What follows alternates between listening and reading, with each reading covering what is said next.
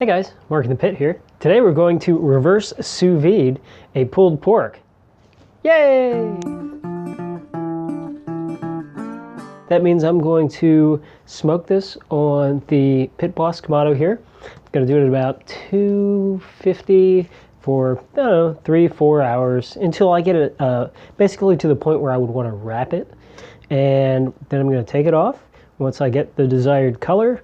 And I'm going to shove it in a plastic bag and let it sit in warm water for about a day. So, I don't know, first time doing it, playing it by ear. So you've all seen me prepare a pork butt before, so I'm not going to make you watch me do that. I'm just going to kind of do one of these things. And yeah, so it's all done. I used Byron's butt rub on here, and that's just mustard for the base. This is actually a great looking piece of pork. I should have showed you before I seasoned it all up, but it's too late now.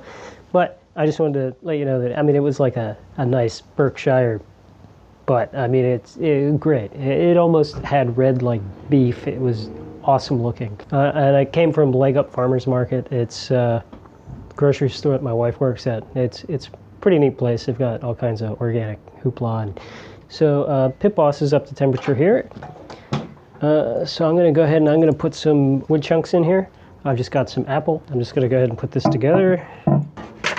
Cooking great. I am going to use a thermometer to keep the temp steady, make sure I'm on track there, but I'm not going to worry about putting one in the meat because, I mean, we're just going to cook it forever, so it'll be fine. All right, let's let this warm up a little bit on the inside, and then we'll go ahead and toss the meat on. So we're about up to 200 degrees now. That's close enough. I'm going to go ahead and throw this on.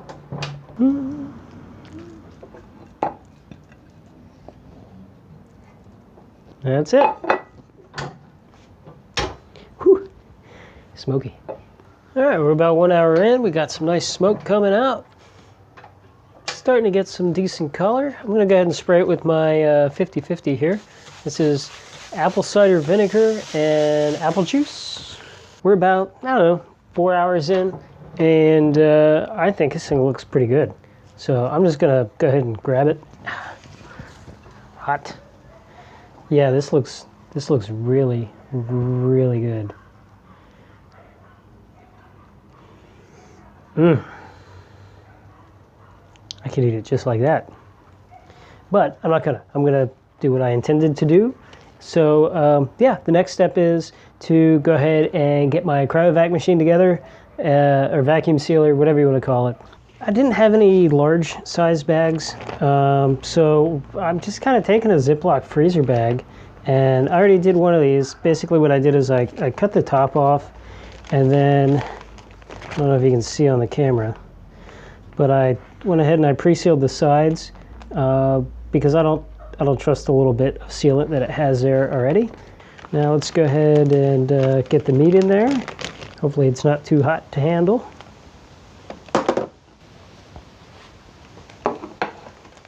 I'll see what I can do though. Let's see, this side looks like it might be a little bit smaller. Yeah, we'll try that. Oh boy, that's warm. That's very warm. Okay, good. All right, so we've got this in the bag. Let's go ahead and try and seal it up, see if that works out. Got the second bag here, just to be on the safer side.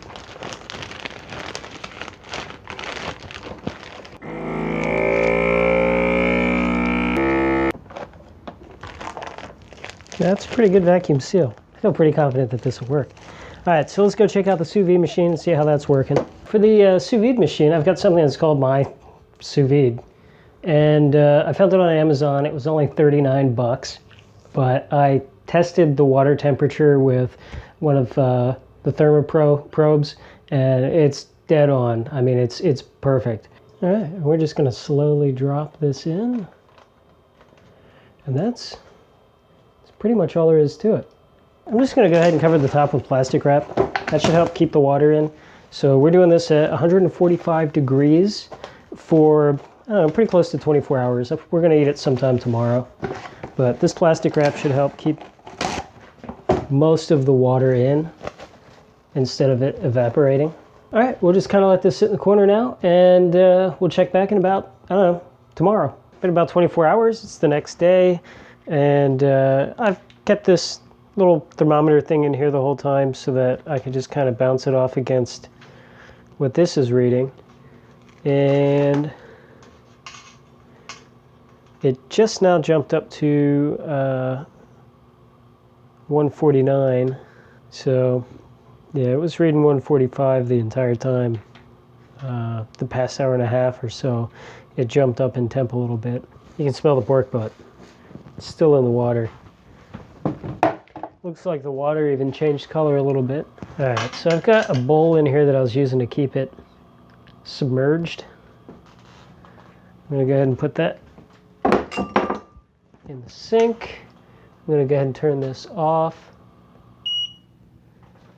Unplug it and remove it. Here's our bag of meat.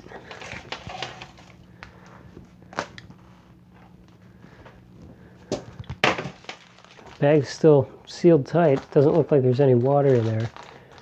We do have a little bit of space. I mean, granted, this wasn't the best bag to use, but that's what we got. So let's go ahead and cut this open. It smells, it smells really great. I'm pretty excited to see what we end up with here. Got a little container here. I want to try and save this juice if I can. It's still really hot.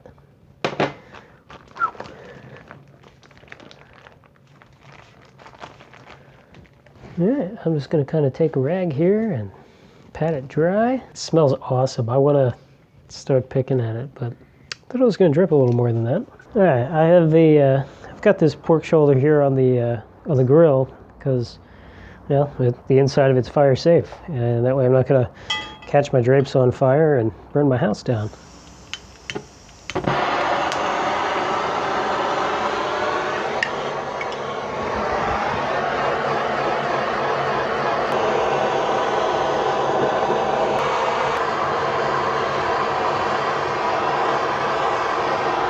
Alright, I think we've got us a nice looking mallard effect going on here. That is interesting. I mean, this has a weird texture. It's different than what I'm used to. I mean, I can just kind of like pull it apart, but it's like, I don't know, man. Strange. Not used to it. But it chews like butter. Oh, man. Alright, guys, so this is it. I thought I could keep my face out of it, but I couldn't, so I apologize. But yeah, I mean, it smells great, but it's got, man, the texture is just not what I'm used to. I mean, it has a real great flavor, and I mean, you can just pull it apart, but it's totally not the same. Not the same at all. I mean, it's very good, but it's just, like I said, it's not the same. I mean, you can see what it looks like. I mean, it's very nice and moist, and I mean, it pulls right apart. But I mean, it's not. It is so not the same. It's different. It's just a completely different texture than what you're used to with a traditional pulled pork. I mean, it tastes good. It tastes really good. It tastes like the smoke flavor went all the way through. Never seen anything like it. And it's definitely very moist. I mean, you can see the moisture in it. You see all that moisture. So that's it, guys. Yeah, this is a pulled pork. I smoked it for about 4 hours at 250, and then I sous vide it for about 24 hours at 145 degrees. And it's kind of weird. I mean, it's nice and moist. It's just the texture. It's a texture thing. It's totally not like a regular pulled pork that's fallen apart. I wish I could explain it to you. It's like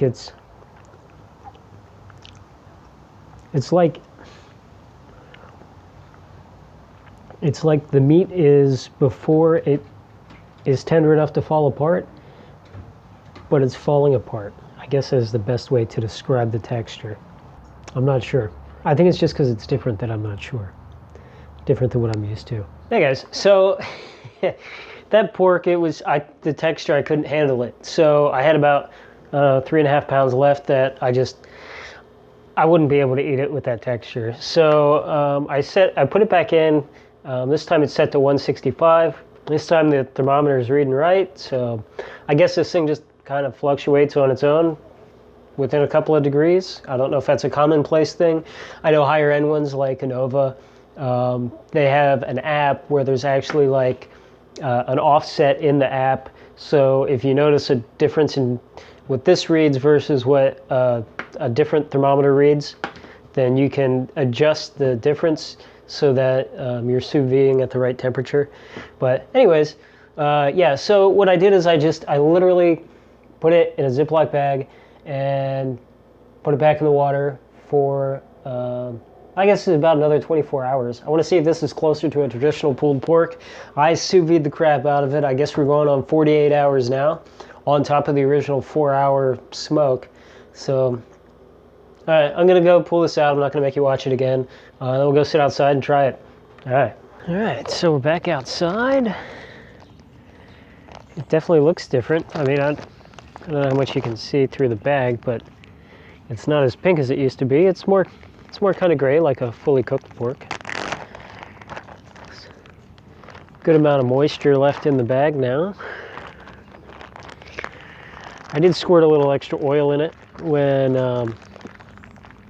I started sous viding it again, to just kind of help it not stick to the inside of the bag. Now this is already pulled, so I guess I don't need to pull it again. I think that's enough to do what we want to do here. All right, so that fell on there, so we can let the dog have it. Good dog, there you go. I'll let you have one too, just because you're here. Don't touch my glove.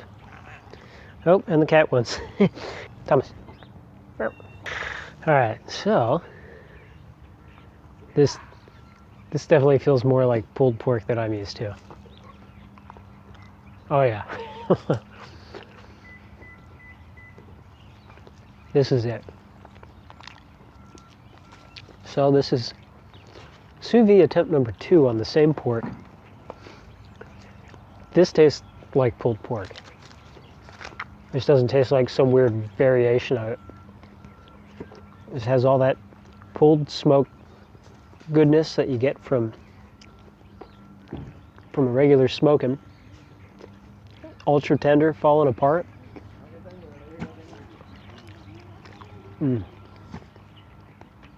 So the good news is, if you think you messed up your sous vide, whatever, and it's a high temp, long cooked meat, chances are you can fix it.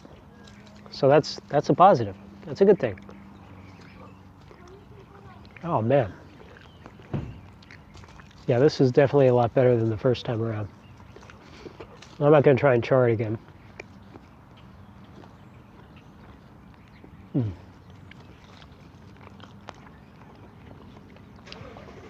Yeah, this is it. This is what I wanted.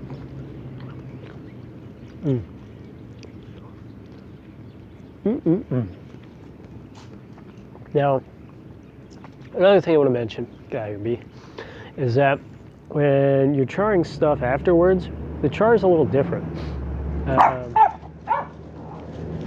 At least what I noticed on my pork was that you know how you get like that bark on it, the black outside, that just kind of melted off when it was sous viding. And then when I hit it with the torch, it just kind of looked like burnt leather. I mean, it didn't really give it that super sexy mallard effect that you see when you're like searing a steak in a pan. I thought that was a little strange, but I mean, it did taste good then. The texture was just something I couldn't handle. And I wouldn't have eaten it if I wouldn't have attempted to fix it. But yeah, this is what I wanted here. And I'm glad that I was able to save it. Because this is like, 3 pounds of really good pork. Here you go, cat. He's like 100 years old. Yeah, here you go, dog. Here you go, other dog. Crazy animals. But, I mean, look at that. That's pretty. That is pretty. And this is just crumbling. There's a little bit of a smoke ring still, and I guess it still is kind of pink. Maybe it's just my lighting. That looks pretty tasty. Nice and moist and tasty. So I'll be doing it again. Absolutely. Only I'm going to be doing it at 165 the first time around. And this is it. Yeah, I think this will allow me to get a good night's sleep when making some good barbecue. Now, I'm going to try this on a brisket here pretty soon. I think my goal is to be able to get a good night's sleep doing a brisket before a party. Because I usually end up staying up all night and just feeling like a turd. I don't like that. But anyway, thanks for watching. Hope this was helpful. That's my dog.